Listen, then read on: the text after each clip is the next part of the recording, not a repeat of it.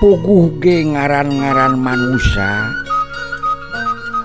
memang aki magis poho-poho acan perkara eta teh.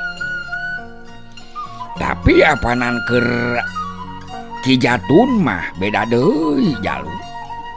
Sigana teh satungtung maksudna tacan kalaksanakeun mah tetep be hatena ngagremet hayang mulangkeun ka nyeri.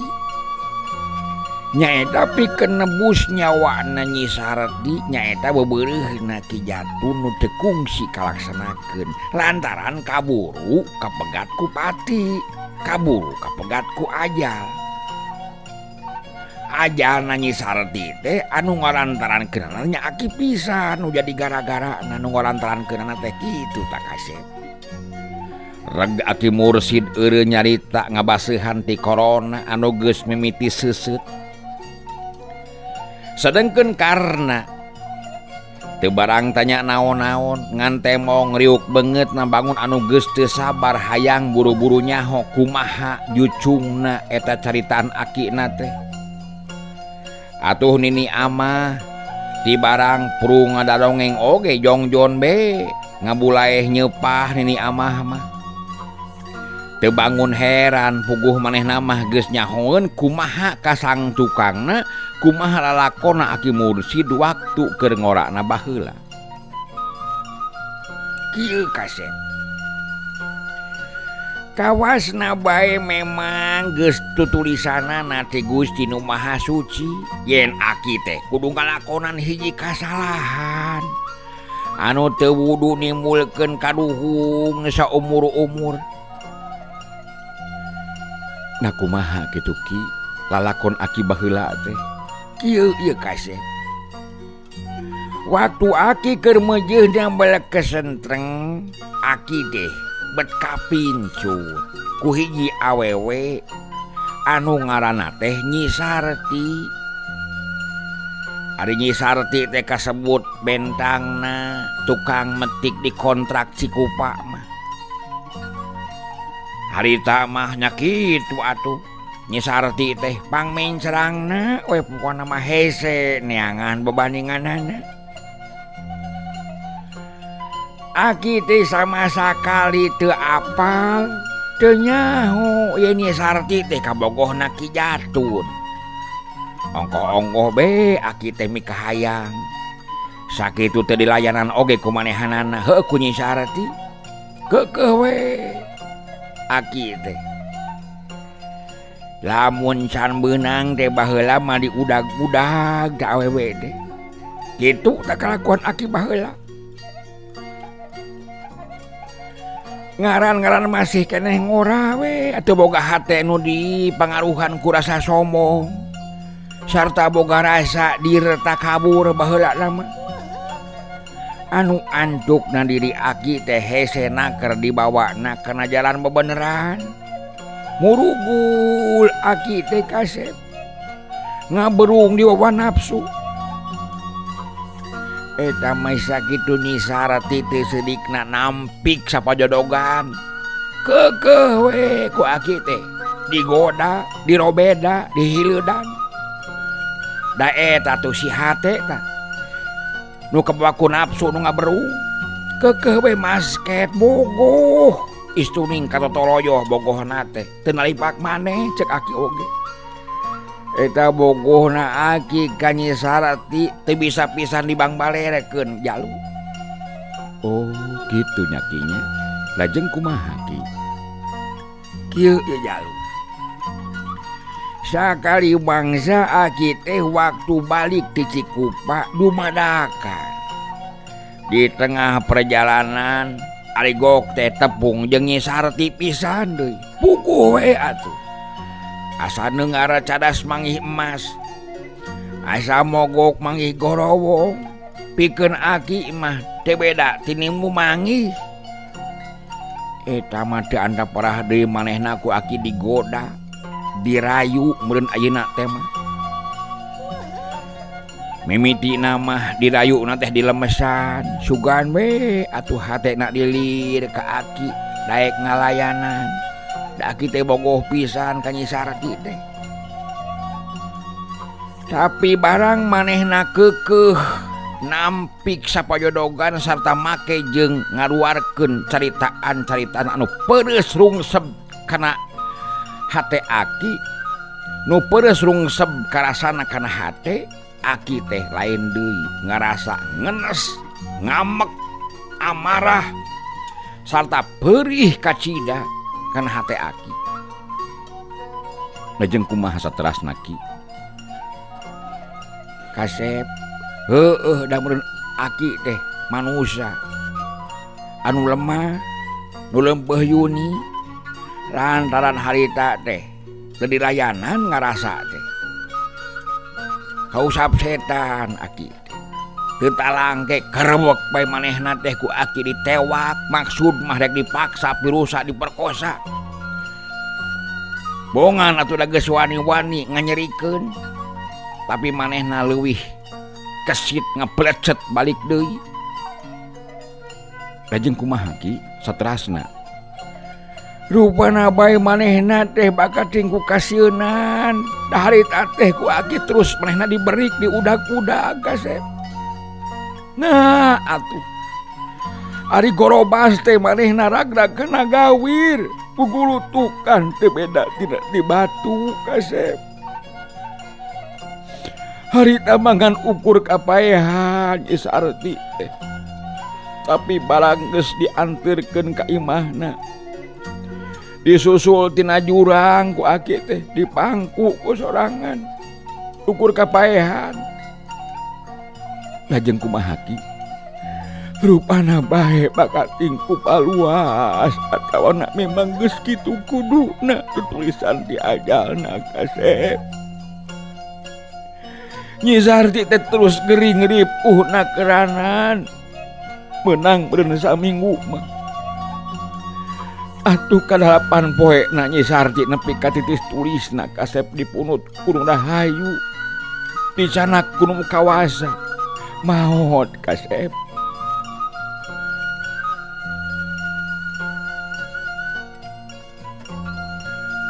Lajeng kumaha tak? Tak kieu Kasep. Rupana bae Ki Jatun teh nyahoeun yen pangna Nyi Sarti labuh kana gawir lantaran diudag-udag ku aki dek dipaksa pirusa. Tah dina poean Nyi Sarti dikurebkeun teh Ki Jatun mah ngadon ngontrog ka dieu, ngontrog ka aki. Layon-layon dikurebkeun Ki Jatun mah teu narimakeun, ngontrog ka dieu. Tah saterusna teh ngajak galungan, ngajak talung patutunggalan jeung aki teh. Atuh teu bisa dicegah deui derbae aki jeung manehanana teh begalan pati rebutan umur Kasep. Ngan tetela manehna teh teu bisa ngungkuran pangabisa aki waktu harita. Bari bobolot ku getih manehna mangpet mabur Ki Jatun teh. 3 wulan ti harita trojol deui manehna nyampurkeun kawasna bae masih keneh panasaran. Dar deui jeung aki teh galungan patutunggalan di Tegalan malah mah ngarah eueuh nu apaleun. Tapi manehna tetep teu bisa ngelehkeun ka aki. Sanajan kitu oge hatena mah teu pareum-pareum keukeuh hayang ngabinasa. Diitung-itung geus aya kana 5 kalina Kasep. Aki jeung manehna ngalakon galungan patutunggalan tarung rebutan umur. Tapi tetep aki aya dina kaunggulan. Lajeng kumaha Ki saterasna antara aki sareng Ki Jatun teh? Geus kitu mah.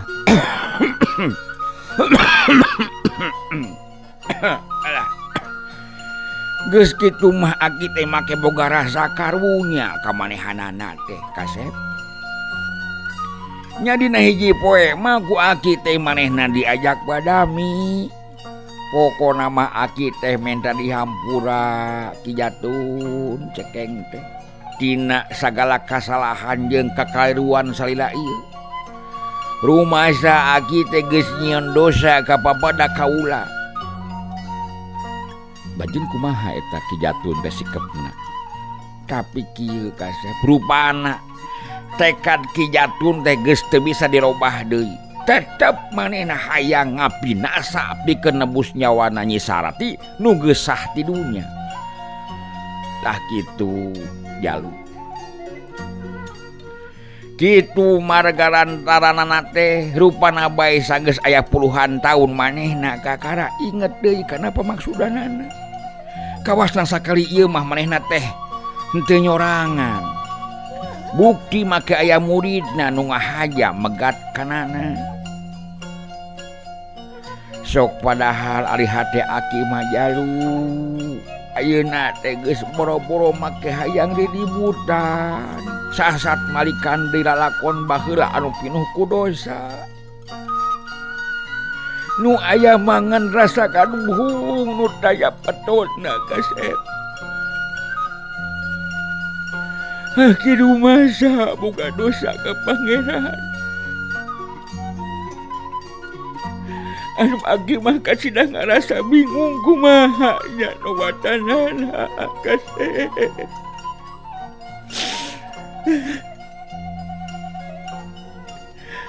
Nya rasa kaduhung ieu nu matak Aki baheula teu boleh menta pangampura ka Ki Jatun kasep. Aki teh rumasa baheula keur ngoradek loba dosa kasep jeung kasalahan. Istuning tunggul di parud catlang dirumpah kasep Aki teh. Ayeuna Aki teh keur nobatan di sorangan. Mun teh mah bisi aya ilmu panemu anu baheula tapak lasak baheula Aki. Anu ngalanggar kana aturan agama nu dianut ku urang. Aki teh hayang nobatan malah geus dipiceunan kasep ilmu teu paruguh mah. Hayang nyadarkeun Ki Jatun teu bisa geuning manehna tetep murugul kasep. Kitu da kasep. Namun Aki bawi raos abdi mah kuayana Aki ngarumaskeun anjeun kana kalepatan sareng ngaraos kaduhung nu teu aya wates wangeunna. Piraku Gusti Nu Maha Suci oge teu ngahapunten kana kalepatan Aki. Margi ieu teh sasatna mangrupi hukuman batin anu teu kinten abotna Ki. Nya kasep. Gitu pisan nu karasa ku Aki teh. Tapi Aki teh teu nanaon narimakeun kasep kaayaan eta. Ngarumasakeun Aki loba dosa baheula. Karena ngagedean hate nu jadi Akina. Lantaran kabideung Akina teh jadi ngadadak nguyung pinuh ku katugeunah jeung kasedih hatena malah make muragkeun cimata sagala rupa. Memang benar Nana. Salila-lila Aki teh ngaranapan tekenan batin anu karasana ku Aki teh teu beda ti hiji hukuman anu kacidang berat. Nah kasep. Tapi rupana hukuman ieu teh tacantang tu idah behakna. Malah ayeuna mah karasana teh asa beuki kacidang berat. Nah kasep.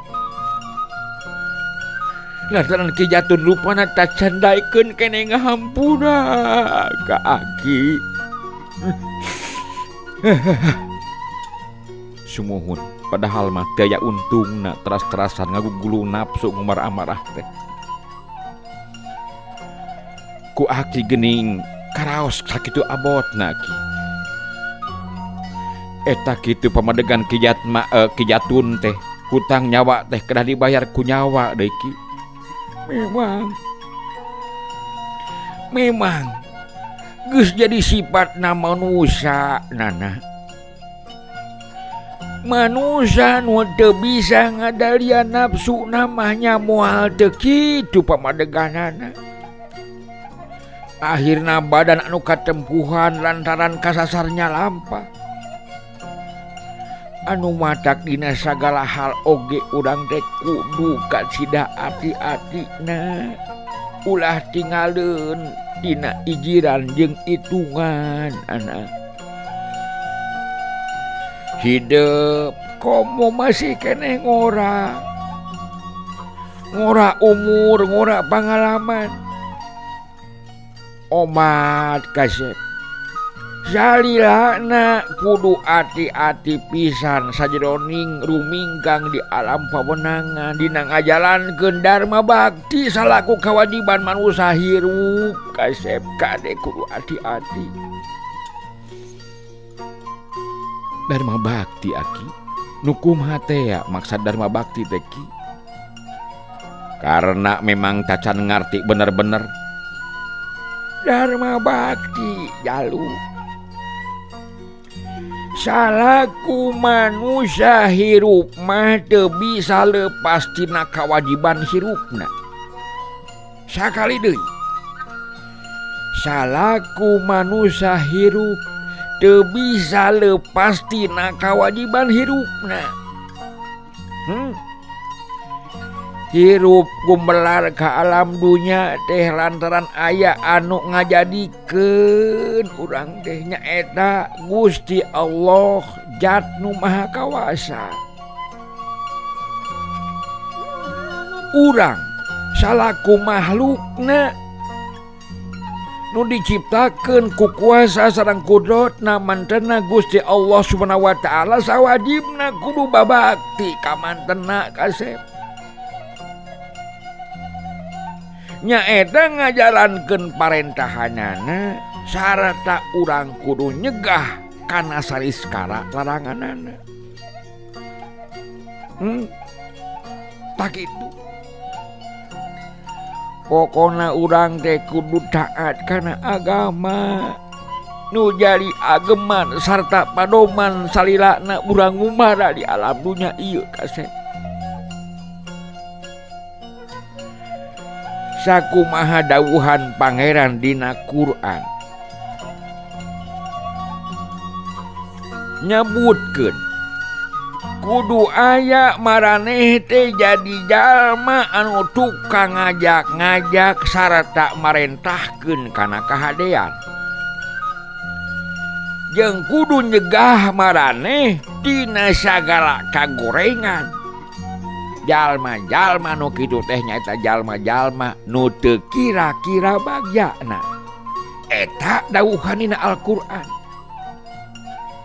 Dawuhan Allah nu dituliskeun nyaeta mangrupa Al-Qur'an. Padoman hirup urang sarerea apa eta teh? Agama ngarupakeun ageman, Al-Qur'an teh padoman hirup keur umat Islam.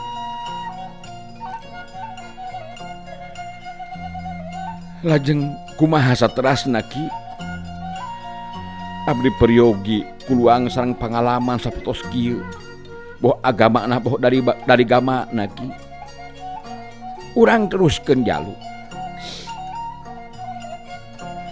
salian ti eta kasep urang teh kudu babakti ka indung jeung bapa kade oma indung nu ngandung bapa nu ngayuga.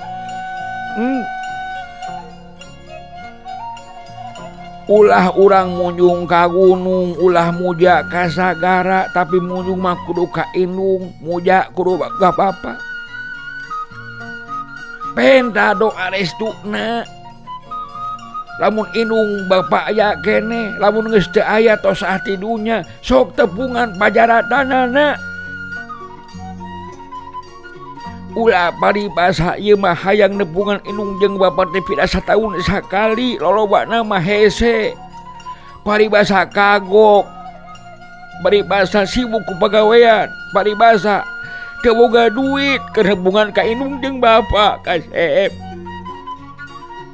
Padahal eta teh indung tung beurang hayu urang kasep. Aki teh pangna kieu teh naon ngarumasakeun akan loba dosa ka indung jeung bapa baheula Kasep. Aki loba mandangul Kasep. Pebeujeun kanu jadi incu ayeuna kade ka indung jeung bapa nu Kasep.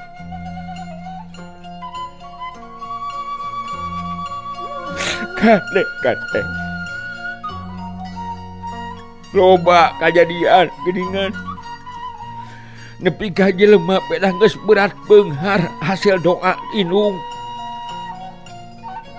lebih ka teu ngaku kanu jadi indung jeung kanu jadi bapa loba kajadian kitu teh Kasep.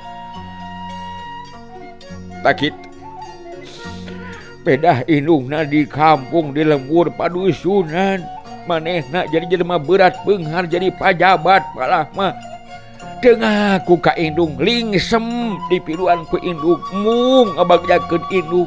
Nah ari babaturan manehanana pedah pajabat pedah anu beunghar pedah kumaha diugung-ugung dihormat-hormat indungna sorangan anu ngakandung manehana anu ngaberejelkeun manehana anu geus menda mere rahayu ka manehana mere doa restu. Teu diaku loba kajadian kitu. Omat nu Kasepna ulah. Oh ka indung boh ka bapa. Ulah ngarasa hina urang teh. Lantaran urang teh biji dibijilkeun di mana Kasep. Iwal di indung sorangan. Saha anu ngalantarankeun urang gumelar di alam dunya teh.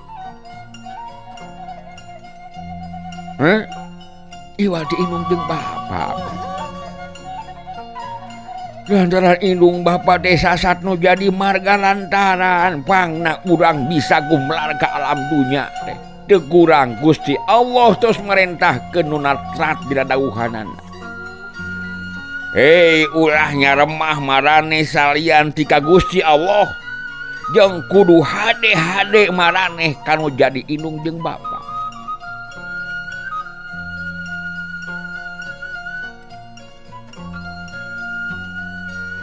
Kumaha pentingna urang ngalakukeun birrul walidain. Kumaha pentingna urang ngalakukeun hal eta teh. Diterangkeun dina salah sahiji hadis Nabi anu kieu unggalna. Anak mudodaka ka indung bapa atawa ka salah sahijina ku Gusti Allah sawarga teh diharamkeun pikeun maranehanana. Sagala amal-amalanana bakal ditolak sarta manehna bakal narima laknatan anu pohara. Kitu tahnana. Matak pentingna urang kudu babakti ka indung bapa teh. Geus natrat aya dina Al-Qur'an jeung hadisna. Nana. Tuh. Aki ngaraos sedih abdi teh. Tong boronana aki ge sarua. Sanajan aki geus kolot kieu, geus boga anak jeung incu, tapi aki ke ngrumasakeun aki teh dosa baheula. Loba madeg kedeweng, loba ngalawan ka kolot. Loba teu narimakeun kana kanya kolot. Beda aki aya di lembur. Aki teh ngarumasakeun ka kakak pikir ayeuna teh. Sawangsuna aki dina mangsana aki sadar kana kaayaan jeung dosa perdosan aki. Indung bapa aki geus ninggalkeun nu Kasep. Nu aya diningal tutunggul di pajaratan. Coba lamun meureun baheula mah hormat cilawat ka kolot moal kaduhung kaos ayeuna. Tah aki teh ngomean diri jeung mawas diri nu Kasep. Aya deui nana hal nu sejena nu perlu ditepikeun ka nu Kasep. Naon deui aki? Ieu sajaba urang babakti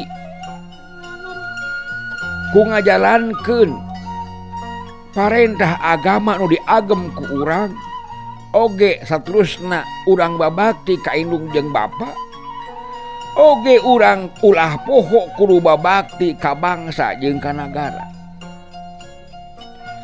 Lantaran ngabela bangsa katut lemah cai eta tetep kaasup jihad oge kasep. Mi cinta lemah cai teh kaasup iman ka pangeran kasep. Mi cinta lemah cai ngajaga tina penjajahan deungeun, ngajaga rumawat ngamemule kana kaayaan alam nu aya di urang eta teh kaasup iman ka pangeran. Lantaran memeh aya manusia digelarkeun ka alam dunya, alam mah geus aya. Geus disayagikeun ku Allah teh tah ieu alamna, bumina, langit jeung sapangeusina sadayana. Nya digelarkeun ku ngarantarankeun ku cukangan teh Adam jeung Hawa turun ka dunya. Matak aya urang-urang teh. Ceuk katerangan ni cinta lemah cai teh kaasup iman ka pangeran Allah aja wajalla. Hubul watoni minal iman. Salian teh eta urang teh kudu welas asih ka sasama. Minangka babakti ka pada manusia deui ku jalan tulung tinulungan. Pahayeuk heuyeuk leungeun, paantai-antai tangan, silih belaan dina jalan bebeneran. Ulah aya silih belaan dina jalan kasalahan mah. Komo maka jeung korupsi berjamaah mah cilaka ka bina-bina. Rakyat nu teu dosa jadi kabagian akibatna. Kunaon akibat kasalakahan pamimpinna. Jadi urang kudu silih belaan dina jalan bebeneran. Saluyu jeung dawuhanana pangeran, marane kudu silih tulungan dina usaha babakti sarta takwa ka pangeran. Teu meunang silih tulungan dina jalan nyieun dosa atawa memusuhan. Geura sok kuno kasep urang babakti atawa migawe hiji pagawean di dadasaran ku ikhlas. Kalayan tanpa pamrih, kalayan hayang diburuhan wae. Leuheung-leuheung lamun buruhna teh gede. Saluyu jeung kahayang urang efek teh leutik komoh teh dibere buruhan sok nyeri kana hate. Lieur kana sirah. Jadi weh males dina digawena. Tah eta teh lantaran kumaha niat. Coba lamun kuno kasep laksanakeun eta pagawean teh sakumaha kabisa urang tapi didasarkan ku niat jeung ikhlas oge dek niat takorub ka Allah Subhanahu wa taala. Insyaallah Allah ge ngajawab atuda. Tak itu. Jadi sakali deui marane kudu silih tulung tinulungan dina usaha babakti sarta takwa ka pangeranana. Teu meunang silih tulungan dina jalan nyieun dosa atawa memusuhan. Lajeng kumaha aki salajengna? Anu pang akhirna urang teh kudu babakti ka diri pribadi. Balikan deui ngarah teu eta, ngarah teu poho nu kasepnya. Kahiji urang kudu babakti kanu ngresakeun urang, nyaeta ngajalankeun parentah agama jeung nebihan laranganana. Nu dilarang ku agama, tebihan ku urang. Kahiji tah. Kaduana urang kudu babakti kanu geus ngagelarkeun urang cukang lantaran syariatna manusia gelar di alam dunya nyaeta ku ayana indung jeung bapa. Katiluna urang kudu babakti ka nagri bebela ka nagara jeung bangsa urang.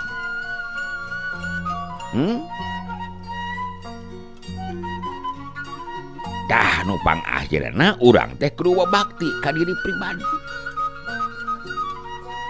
Kedah kumaha atuh Aki babakti ka diri pribadi teh carana? Heueuh. Nyaeta urang salilana kudu cager bager. Dina harti jujur sarta bener. Pan baheula mah geuning di sakola rakyat, sakola baheula teuing ayeuna mah aya keneh henteu eueuh. Sok dijeblakeun ditulis dina tembok tadi SD teh baheula mah SD atau SR. Komo keur urang Sunda mah da basana basa Sunda. Pan ieu teh geuning kudu naon teh? Cager, bager, bener, pinter, singer, akur, jujur.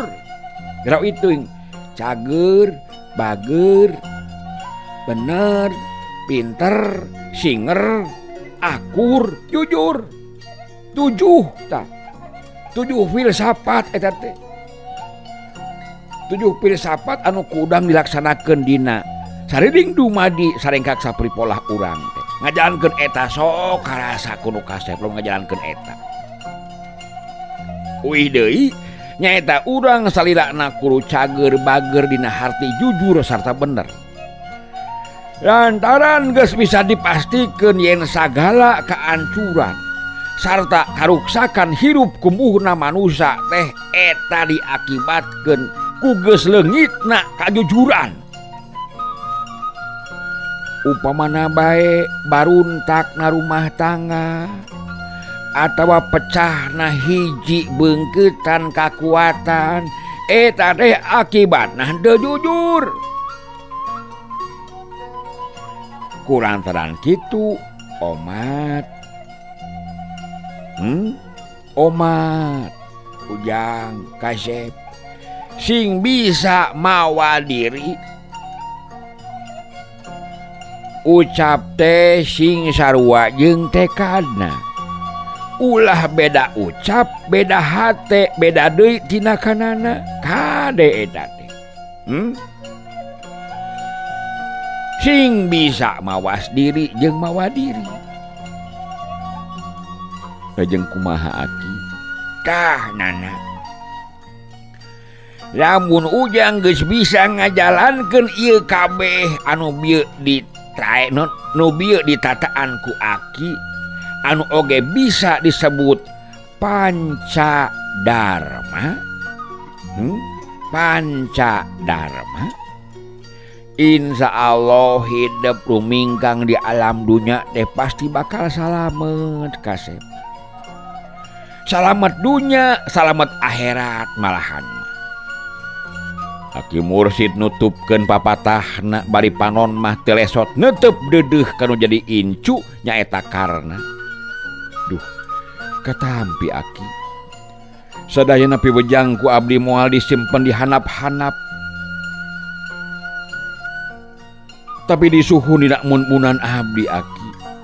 Nyuhunkeun piduaana be, muga-muga abdi sing tiasa ngajalankeunana Aki. Karena nemalanana bari jeung carinakdak sagala rupa hatena rusras kasuat seuit ku kanyaah nu jadi nini Akina mideudeuh jeung meheman kamanehanana teh geus teu bisa diukur ku saur dipaparah ku carita hese pisan ngagambarkeunana. Di hiji imah nyaeta imah Nengang nu pernahna di sisi lemur nang karuka. Tilu jelema keur ngariung di tengah imah.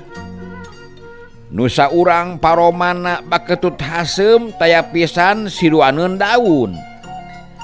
Panona dilak kanu duaan. Kawas nu keur ngambek lantaran aya kakeukeul. Nu saurang deui kumumukna layu malah temong beungeutna gareuneuk kawas nu tas manggih kacilakaan. Sedang saurang deui mah murungkut peot teu beda we ti tinggi digebrik paroman muringi selir upama budak leutik anu keur manggih kasieun. Saha eta tilu jelema teh tayalian ti Ki Jatun keur ngawawaleh Darwita jeung si Turkim. Nah make wani-wani ngalakukeun tinakan di luar kanyaho manehanana. Wani-wani nyieun ribut jeung karena tanpa idin. Leuwih-leuwih Ki Jatun ngarasa keheulna dumeh si Turkim hayoh make pipilueun ka Ki Obing jelema nu taya hubungan naon-naon jeung manehanana. Ya. Salah gede. Salah gede kalakuan maraneh teh Darwita. Turkim ngerakeun ka kaula. Ngerakeun eta. Tayuh kapatutna eta maneh. Ki Jatun masih keneh jamedud harita teh.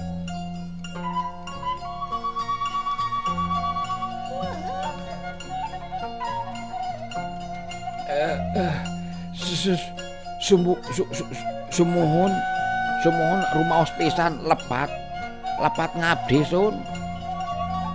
Si Turkim meh bareng jeung Ki Darwita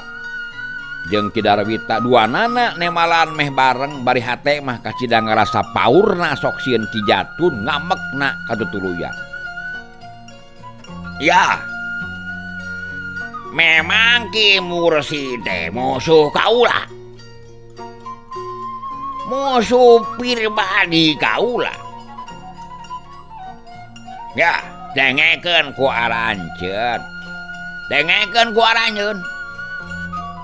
Hartina kulantaran Ki Mursid musuh kaula, musuh pribadi. Direngsekeunana oge rek kaula sorangan deuleu. Kajaba lamun tetela kaula teu kuat, meunang maraneh ngabantuan. Tak kitu. Lain ieu mah nyanyahoanan. Wani gelut jeung icuna si Mursid. Teh heula atuh. Bebeja heula ka kaula. Menjadi musuh gerotna. Teu balik sia. Dibabak ku aing ngarasa kalian. Ki Jatun nyarita deui ret ka Darwita murid tunggalna. Kacidang ngarasa ngahlasna sanajan kaayaanana teu ruksak oge tapi beungeutna mah mani baronyo sarta gareuneuk. Ret deui ka si Turkim, manehna mah lain muridna pribadi sasat meunang timu ti jalan.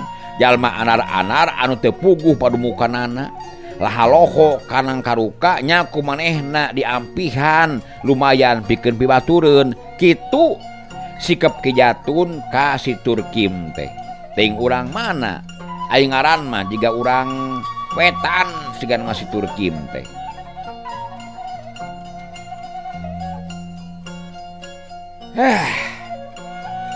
Daek samedin. Tetela anak kitu mah. Ki Mursid teh beuki kolot kalah beuki maju tingkat pangartina. Urang kumaha si Darwita manehna teh beunang disebutkeun geus cukup nampa sarta ngawasa ilmu panemu ti diri. Tapi buktina ngalakon bisa diragrakeun ku si Karna. Anu tangtu pangabisana teh meunang ngajar sarta ngawarah teu nu jadi akina. Teu nu jadi akina nya teh si Mursid.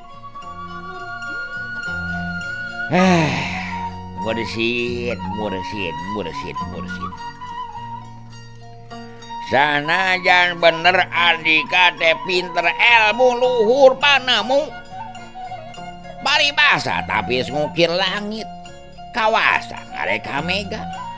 Tapi kaula moal mundur sarajan satu nyang beas. Tetep kaula bakal ngayakeun balitungan jeung Andika Mursid. Tunggu Mursid. Andika ulah ngeunah.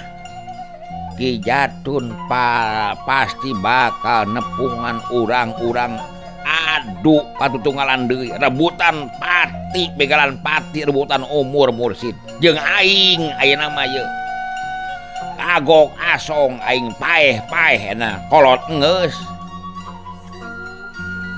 boga pamajikan geus ngan kapanasaran ku paehna si Sarti baheula tetep bek ngulangkeun ka jadi hate aing dek ngabales lamun si Sarti paeh lantaran ku si Mursid kudu paeh ku aing kitu gerentesna hate Ki Jatun anu teu kedal bari panona rutret ka anu duaan.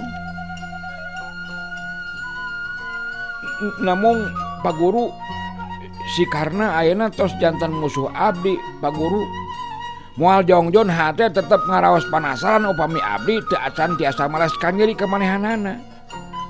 Ceuk Darwita bari netep kanu jadi guruna saolah-olah ngajugjugan kumaha sikep sarta pamadegan Ki Jatun. Ieu pisan Darwita nu teu dipikahayang ku kaula oge. Ieu pisan ieu Wita. Hah? Tadi nama kaula teh moal mamawa ngaremetkan sejen. Urusan jeung Ki Mursid teh urusan diri kaula pribadi. Tapi ayeuna mah da geus kieu jadina asana teh kaula kurang bijaksana lamun seug ngahulag ka maneh pikeun mulangkeun ka nyeri ka jelema nu ayeuna geus jadi musuh maneh. Moal bisa ngahulag ieu. Teu naon Darwita. Lamun maneh boga maksud rek mulangkeun ka nyerian kawasna bae memang geus kuduna ramat kamare euy. Lantaran saumpama ani kadedep teu kuat ngalawanana komo mun nepi ka bobor karahayuan mah kaula nu jadi buru napi aku make kurungan. Tep euy. Ngan perkara Ki Mursid tetep manehna mah bagian kaula. Andika duaan teu meunang milu campur. Teu meunang ikut campur. Kajaba lamun kaula tetela teu kuat hade maneh duaan bebela. Taya salahna. Murid ngabelaan kanu jadi guruna. Ki Jatun nyaritakna tanes pisan. Temong rasa kalalakianana ebreh dina gurat-gurat beungeutna anu geus semu-semu karijut dihakan ku kakolotan. Tapi katingali nama masih keneh kekerecang karebobuhan kolot oge kasibuh ku pangaweruh kapatri ku pangarati anu dina tindak tandukna kacida kesit transingeusna teu kaelehkeun kudu ngarora. Teu karasa beurang geus dilinih ku peuting. Ngaran-ngaran di Pinemuran nu jauh ti kota pusat karamean jeung kariweuhan. Barang reupeting teh kaayaan estuning poek meredong sarta combrek ti iseun. Iwal tinu kadenge teh sora marga satwa di jero leuweung ngan bubuhan harita teh tanggal ningang 12. Bentang-bentang baranang sarta bulan geus mimiti tembong sanajan teu saperti ti beurang oge tapi caangna mah lumayan moal ngatog lamun seug lumaku lantaran tincakeun teh ebreh katempo. Suringkang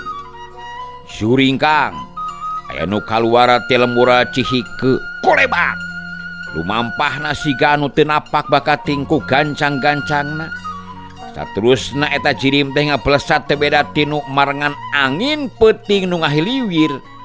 Kolebat lumakuna ngajugjug lemur padumukanana Ki Mursid. Tayalian manehna teh Ki Jatun geuningan.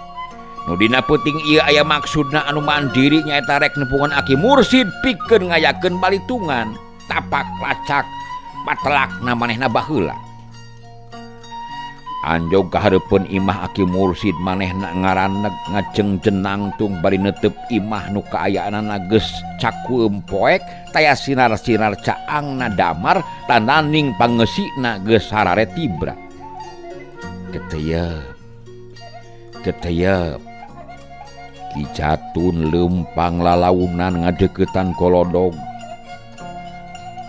Gegerowan sorakna lirih tapi lantaran kaayaan keur kacida jemplingna sorakna maninong toreng kadenge kunu di jero imah. Mursid Mursid. Mursid. Ieu kaula datang Mursid. Wayahna gerah hudang Mursid. Papag ieu kaula anu rek nagih hutang Mursid. Mursid. Hayo papagkeun kaula. Urang balitungan tea Mursid. Aki Mursid nu memang nakakarah pisan sare ngakentak manehna hudang nya kitu da ini nih amah jeung karna geus tingkuniang ngageingkeun kudu gegerowan malah karna amah geus ngacengkat rek murupanto manehna geus ngarti deui yen ieu jalma anu gegerowokan teh tayalian ti Ki Jatun musuh akina ngan Aki Mursid gancang ngahuit baripokna. Cicing we karna dak we pilueun keun rek dising hareupan ku Aki tungguan anggur mah ini bisi Ki Jatun teu nyorangan ke tungguan anggur mah nini maneh bisi Ki Jatun teu sorangan gerang ke. Aki Mursid bari ngocengkang muka panto anu saterusna kaluar nyamperkeun nu jadi musuhna. Jatun masih keneh tacan puas Andika teh Jatun. Betekeh ngusik-ngusik kejadian anu geus jauh kaliwat deuleu. Anu saeutik oge taya pisan untungna keur urang. Boh pikeun Andika atawa pikeun kaula. Nah can cukup bae sakitu kaula geus aya sabaraha kalina menta dihambura ka Andika teh ha.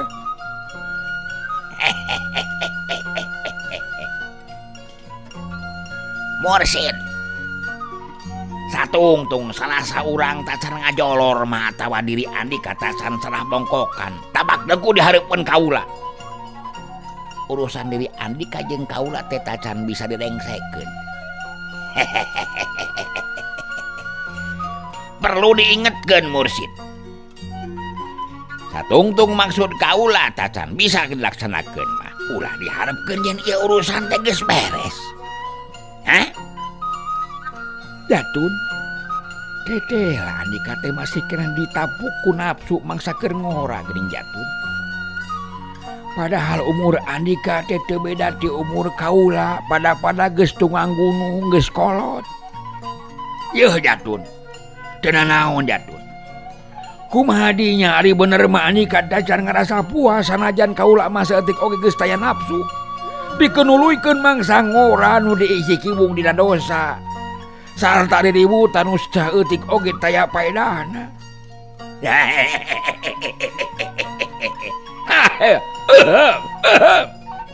Mursid. Ngabudi santri ayeuna mah euy Andika teh. Mursid. Nah, Andika rek balik pikir kitunya. Atawa memang geus taya kasanggupan pikeun yang hareupan ka kaula lantaran jejerih sieun ku patinya. Jatun pikeun kaula mah umur nungan kari pepoyan deui teh moal dihamur teu bungguh deuleu. Sabi-sabi sarek digunakeun pikeun obatan sagala dosa jeung kasalahan nu dihaja atawa anu teu dihaja. Sama sakali lain rek digunakeun pikeun ngalajur nafsu ngumar amarah. Pikeun sama sekali lain rek digunakeun pikeun ngalajur nafsu ngumar amarah seperti Andika Jatun. Ieu perkara pati mah Jatun lain mugana kaula geus aya anu bakal pinyabuteun nyaeta malakal maut. Teu perlu dikoretkeun atawa dipikahayang Jatun geus nepi kana ajalna mah teu buru ngurunyung datang deuleu. Aki Mursid nemalan lirih manehna masih keneh ngajengjen dina golodog yang hareup ka Ki Jatun.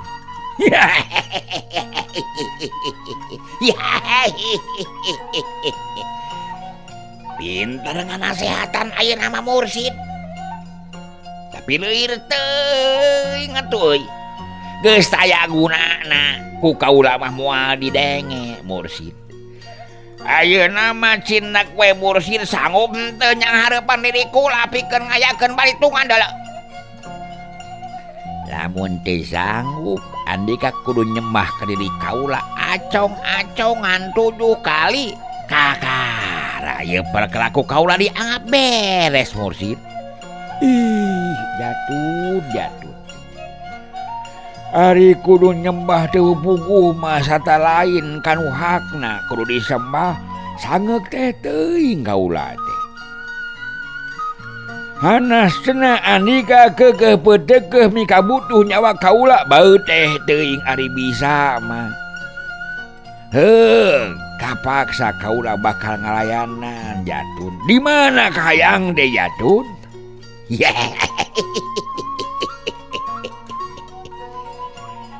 Bener gitu mah ketak lalaki Mursid. Hayu tuturkeun urang ka Tegal Pangangonan pikeun ijen pertunggalan ngadu jajaten ha. Si Jatun bari terus ngaplesat miheulaan. Sakedeung oge jirimna geus teu temong dihakan ku beleg-begna peuting anu samar-samar kacangan ku cahaya bulan nu masih keneh jauh. Geus kitu mah kalawan teu ngalobakeun omong, sorelat deui Aki Mursid nuturkeun ngaplesat muru Tegal Pangangonan. Nu kari diimah nganini amah kadua karna, papelong-polong bari teh anu lemek teh nu nyarek. Jalu, tuturkeun jalu bisi Aki hidup kumaha onam gerangke. Tuturkeun ka ditu. Cek nini amah sanggeus sawatara lila ngahuleng. Kumaha nini di dieu nyalira atuh? Tong teng dipikahariwang. Tong dipikahariwang jeung dipikamelang nini mah. Moal nanaon kasep tapi ari Aki hidup ngaran-ngaran anu patelak moal teu jauh ti bahalana. Tapi ulah pipilueun satungtung Aki hidup kuateun keneh mah. Bisi ngambek manehanana mah lamun pipilueun teh kudu diantepkeun yo. Geus kitu mah belecet deui karna nuturkeun teu poho bari ngajingjing ruyung kabungna. Saterusna manehna keketayepan lantaran nu galungan teh geus kamimitian. Tembong ting kolebatna bae dina hiji tempat anu lenglang iwal ti cukut nu ngajejembrung. Teu jauh ti dinya aya batu gede mane ngacungkiring paragi Daryuk barudak angon. Uguh we karna mani molohok bengong teu ngiceup-ngiceup. Mireungeuh nu keur patutunggalan teh tembong jirimna kokolebatan teu beda ti kalangkang bodas. Gerakanana kasida cepetna hese dituturkeun ku Panenyo.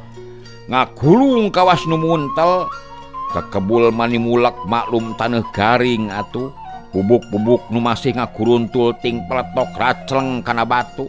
Dipiriku sora ting sarwit akibat ting belesurna curus-curus sarta paneungel nu geus tangtu hebatna kabina-bina.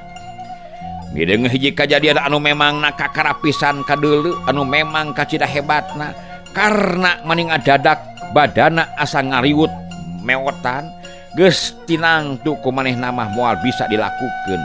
Geus teg bae dina hatena yen ieu dua manusia anu keur begeran pati teh pasti lain jalma jore-jore. Tangtu ieu teh mangrupa tokoh-tokoh angkatan kolot anu memang hese pitaningeunana.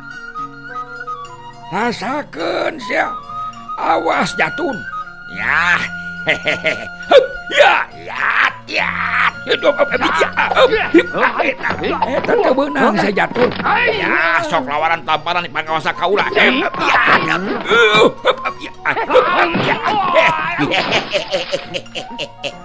Saimang sia Mursid sok deui lah urang patelak jeung aing. Dek sabaraha peuting jeung aing bakal patelak sia. Sok lah Mursid hayo dilakonan ku aing mah yeuh. Keheul aing paeh diri jadi bugang deuleu sia. Sok. Hup ya hup. Sok lah. Salajan kula oge sarua lah. Kagok asong kolot geus deuleu sia. Yeuh sok. Hup ya.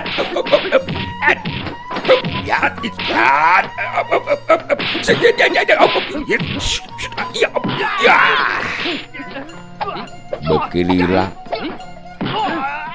rasaan panon karena asa beki bureng nyaksian galunganana ieu dua jago kolot teh nu bekilila beki hebat kata mah deui kekebul beki bulek di patempatan eta ngahalangan Panenjona tapi nu bitotama mah kalah ka beki jojo.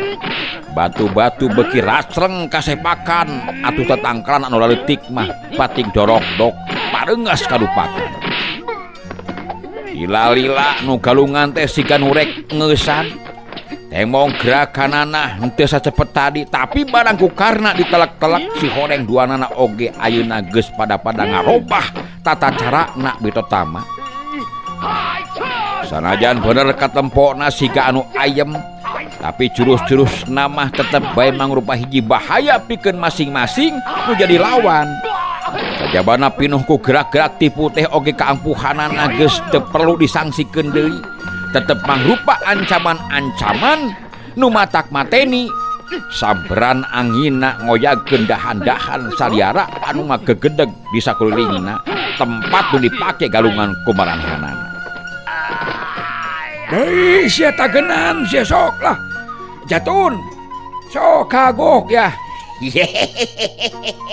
Deui Mursid, ayolah lakukan tirakan ka kami ye. Iya, ya. Rasakan kurang ajar. Iya itu dia. Eueuh teu beunang deuleu sia. Iya, hesut iya. Iya, ya. Iya. Teu beunang sia Jatun.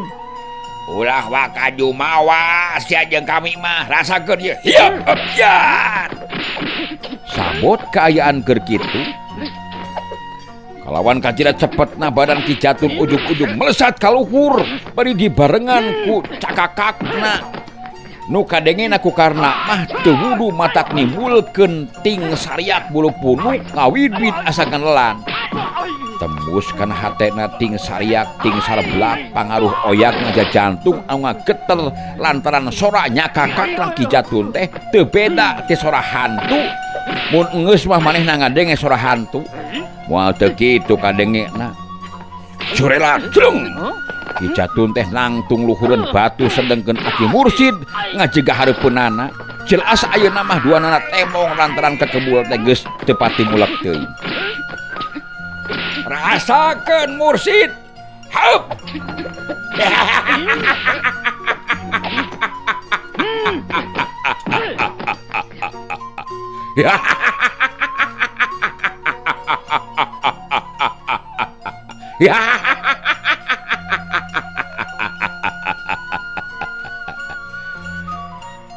Masih keneh teuas geuning kulit Andika teh Mursid ya. Hah?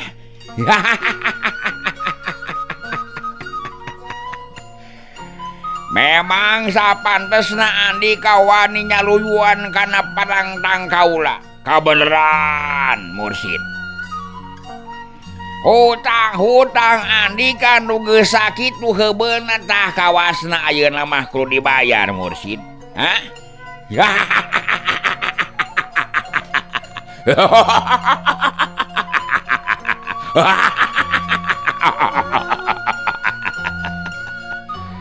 Ki Jatun nyakakak deui bae luhureun batu.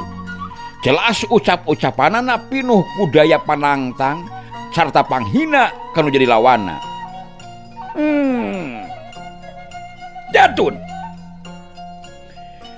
Memang tiba heula mula Andika teh resep ributan deuleu. Resep mamerkeun pangabisa. Nah dikira di dunia ieu teh taya anu bisa naningan kana pangawas Andika, ha? Nu geus tetela Andika teh lain sakali dua kali teu mampu ngalawanan kaula. Tapi masih keneh boga sifat dir ujub riata kabur teh teu daek leungit deuleu dina badan Andika. Nah iraha atuh Andika rek babalik pikir teh Jatun. Hah? Rek iraha deuleu. Ya.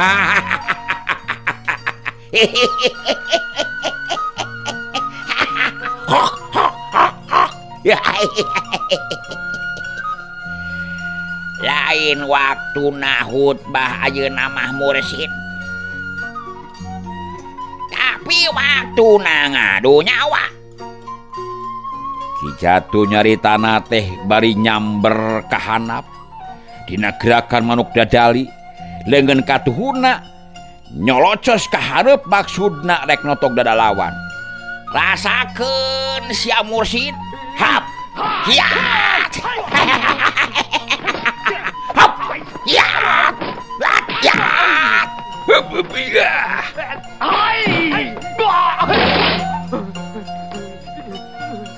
Ai.